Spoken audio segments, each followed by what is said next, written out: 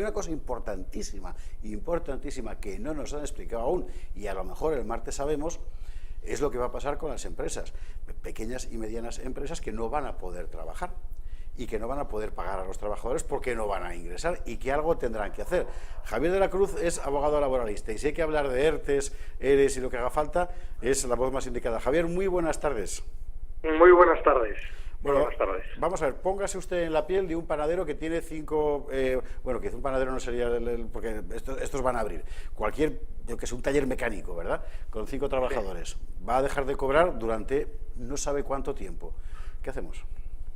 Vamos a ver, el Estatuto de los Trabajadores establece la posibilidad, a través de su artículo 45, en relación con su artículo 47 y 51, la posibilidad de ejecutar lo que se llama un ERTE, Expediente de Regulación Temporal de Empleo, en donde te permite la suspensión automática de los contratos de los trabajadores adscritos a esa empresa.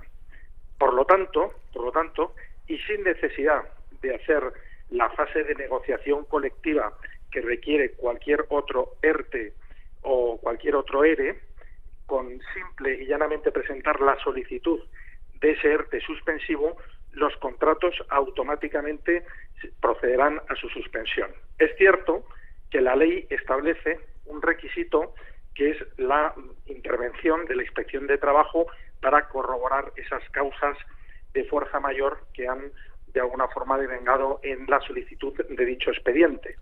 Pero evidentemente se hace absolutamente imposible con los inspectores de trabajo actuales existentes pues que se pueda verificar esa situación, aun siendo una situación absolutamente clara. Por lo tanto, a los 5 días se consolidará dicho expediente suspensivo de regulación de empleo. Nos comentaban ayer desde una asesoría jurídica que lo importante era presentar el ERTE, digamos, de forma creo, no ordinario, era como nos decían, en lugar de ordinario, porque si lo presentan como ordinario lo van a resolver sabe Dios cuándo. Exacto. Vale. Tiene que ser un ERTE suspensivo por fuerza mayor. Entendido. Es un caso específico que existe en donde no necesita realizar la negociación colectiva que existe para otros sitios, para otros temas, como es, por ejemplo, modificación de las condiciones de trabajo, extinción de contratos determinados por causas organizativas de producción económicas. Todos este tipo de suspensiones contractuales o de extinciones es necesaria una negociación colectiva que va desde los 15 días hasta los 30 días para poder resolver el expediente. Y en este caso no lo sería. ¿Y el trabajador afectado por un ERTE de este carácter, cómo se queda? Vamos a ver, el trabajador queda su contrato en suspensión y pasa automáticamente a la prestación por desempleo, a disfrutar de la prestación por desempleo. Ahora mismo la discusión es que evidentemente en ese periodo de tiempo que dure de 1 mes, 2 meses o 3 meses de esa suspensión, va agotando la prestación por desempleo que ha generado durante estos años de cotización. Y lo que se está intentando es, por parte de los organismos privados, por los empresarios, es intentar de alguna forma que dicho coste, es decir, ese mes o esos 2 meses de prestación por desempleo, no se contabilice como un descuento del derecho de la prestación en caso de una extinción futura. Esto es lo que nos están diciendo, que quedará negro sobre blanco, esperemos, en el Consejo de Ministros del martes, que ya veremos cómo lo hará Julio. Buenas tardes. Julio, buenas tardes. Vamos a ver si lo hemos entendido bien. Hay una empresa que tiene 80 trabajadores y sí, que efectivamente el lunes se va a encontrar con que los contratos que tenía y que iban a proveer de ingresos para poder pagar las nóminas se han cancelado.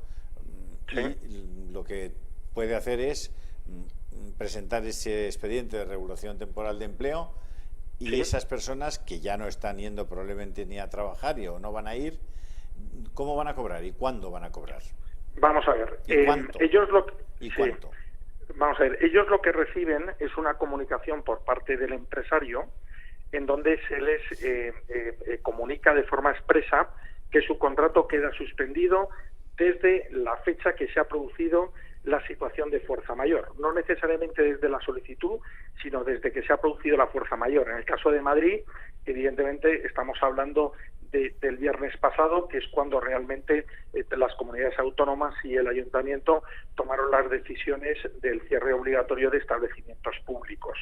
¿Qué es lo que ocurre con los trabajadores? Los trabajadores automáticamente pasan a la situación de desempleo y ellos cobrarán conforme a su cotización el derecho de la prestación conforme a un trabajador que se le extingue su contrato normalmente. Es decir, las prestaciones que tiene derecho por el desempleo van a ser las mismas que si su contrato estuviese extinguido.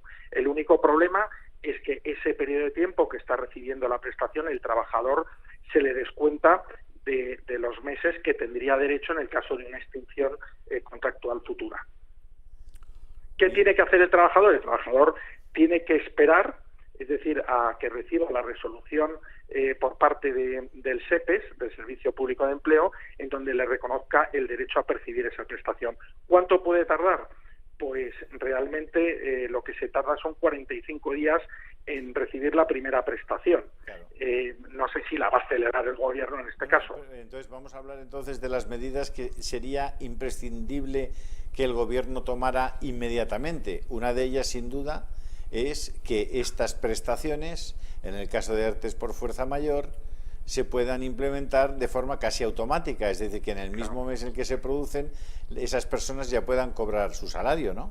Claro, eso sería fundamental, y de hecho yo creo que ahí es donde el gobierno tiene que dirigirse ahora mismo, es decir, tanto a la forma de la aceleración de la prestación por desempleo de los trabajadores que van a estar sujetos a estos ERTE suspensivos, al igual que hay otro colectivo muy importante que son los autónomos, que también están reclamando la posibilidad de dejar de pagar evidentemente sus cuotas hasta que se resuelva esta situación, ¿no? Vamos por orden, por concretar cosas, porque yo creo que esto tenemos que darlo muy masticado a la gente, porque aquí se están jugando, nos jugamos el pan, literalmente. El cocido, ¿no? Vamos a ver, una persona que tiene un salario de 1.000 euros, ¿sí?, recibe esa comunicación. Sí. ¿Cuánto va a cobrar por desempleo el primer mes? Pues sí. depende de la cotización que él tenga en la Seguridad Social. Sabes que los 6 primeros meses estás cobrando un 60% a base reguladora. O sea, del salario que él percibiría, solo va a cobrar el 60%. Más del salario no, de la cotización. Habría que mirar qué es lo que está cotizando ese trabajador en la Seguridad Social. Sabéis que el tope máximo son 1.200 euros brutos al mes. Sí. Y luego, en función de la relación que pueda tener familiar, hijos, etcétera, la cuota que recibe puede ser superior o inferior en función de los ingresos que tenga. Entonces, lo fundamental es saber qué cotización tiene el trabajador para saber la percepción real que va a recibir. Pero va a ser la misma que si tuviese una extinción o un despido de su contrato. O sea, estamos hablando, por tener una idea aproximada, Javier, de que esa persona que cobra 1.000 euros al mes puede estar cobrando 650 de ese entorno. 700 euros. 700 euros, correcto. Cuando presenta el ERTE el empresario, va a figurar, como tú dices, una fecha de inicio del ERTE. En el que se produce la causa de fuerza mayor. ¿Debe figurar un final, una fecha de final? ¿O por el hecho Vamos a ver, me parece una buena pregunta.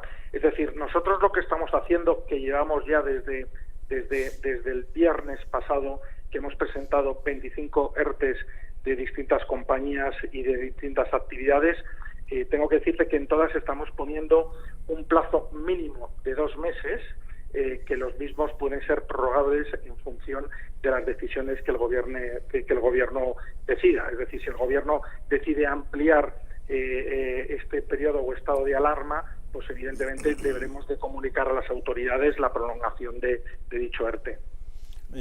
Sigamos por ir, si me permites, José Javier, por favor. Yo creo que este es un asunto que afecta a millones de personas.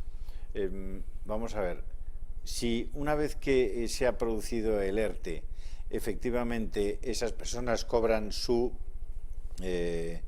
prestación por desempleo, como tú dices, sí, ¿pierden los meses que cobren de un hipotético despido que se produjera dentro de 6 meses. Sí, correcto. Por tanto, parece razonable también pedirle al Gobierno que otra de las medidas es que los meses en los que se apliquen esos ERTES por fuerza mayor en virtud de esta pandemia no resten meses posibles a las personas que en el futuro pudieran ser despedidas. ¿Estás de acuerdo? Eso sería fundamental. Sí, sí. Entendido. Vale. Esa es una de las medidas de protección concreta del trabajador que debería llevarse. Yo creo que nuestro tenemos ministro. que ir centrando un poquito claro. las cosas para que además las entendamos todos y todos los que podamos vernos afectados, que van a ser millones de personas, ¿no, Javier? ¿Tú qué cálculo puedes hacer de dónde podemos estar en ERTES en este país en las próximas semanas? Vamos a ver, yo, por lo que nosotros hemos realizado exclusivamente en 2 días y medio, estamos hablando de 25.000 trabajadores afectados. Eso en vuestro despacho. En nuestro despacho. En un solo despacho Madre de abogados mía, laboralistas. Sí, sí. No sois capaces, supongo, y lo entendería y lo entiendo, de hacer una proyección, ¿no? No, Claro. no, ahora mismo no. Pero sí que os puedo decir que la avalancha es tremenda. Es decir, es dramático la situación de los empresarios, de las pequeñas empresas y medianas, cómo están sufriendo y viviendo estos días ante la falta de comunicación de las medidas a adoptar por parte del Gobierno. Es una cosa tremenda. Porque si tienen que estar esperando al martes o al miércoles a que esas medidas se profundicen, pues es un drama, no aguantan. Vamos a cortar vamos a recortar esta entrevista para editarla, para poder emitirla, solo esta entrevista contigo, para que pueda servir también de mecanismo de información claro, para tanta gente a las personas que tal. Vamos al tema de los autónomos, si te parece. Sí. Los autónomos son personas que trabajan para sí mismos, no tienen contrato de trabajo, y si lo tienen es un contrato mercantil. Sí. Es un contrato de prestación de servicios, es decir, por obra y servicio, por así decir. Sí. O de comisión eventualmente, ¿correcto? Sí. Esas personas, cuando se ponen en marcha, ya tienen que darse de alta y pagar ¿qué cantidad de dinero al mes? Bueno, vamos a ver, esto también va en función del interés del autónomo. Tienes desde una percepción mínima, que son 250 euros, hasta una percepción máxima que pueden ser 950.000 euros. La mayoría son la mínima o cercana a la mínima. El obligatorio, el que debe pagar cualquier autónomo, es 250 euros. Sí. Supongamos que hay una persona que decidió el mes pasado no pagar 250, sino irse a una prestación mayor porque quiere tener seguro de desempleo, no sé qué, no sé cuántos. ¿Esa persona puede ahora al menos volver a la situación inicial y pagar solamente lo mínimo? ¿Puede comunicar que va a pagar lo mínimo? No, tendría que esperar a que finalice el ejercicio. Exacto. Y luego pedir una modificación de su alta. del importe. Por tanto, Javier, parece que una tercera medida que debería implementar el Gobierno debería ser que los autónomos puedan automáticamente pasar a un absoluto mínimo de cotización y, como medida además suplementaria, suspender el pago de cotizaciones de los autónomos también como si se tratara de un ERTE por causas de fuerza mayor, ¿no te parece? Totalmente de acuerdo, y además añadiría una cosa más, y es la posibilidad de que aunque no puedan pagar, que tengan las coberturas adecuadas que le da el estar dado de alta en el régimen general de trabajadores autónomos. Es decir, tanto las incapacidades como las prestaciones, si se han venido pagando durante todo este tiempo. Correcto. Ya parece que tenemos algunas medidas concretas, ¿no?, que deberían habilitarse. ¿Tú tienes en la cabeza alguna otra medida que para ayudar a pasar el trago de esta pandemia a los pequeños y medianos empresarios, a los autónomos? ¿Tienes alguna otra medida que creas que pueda ser necesaria o fundamental?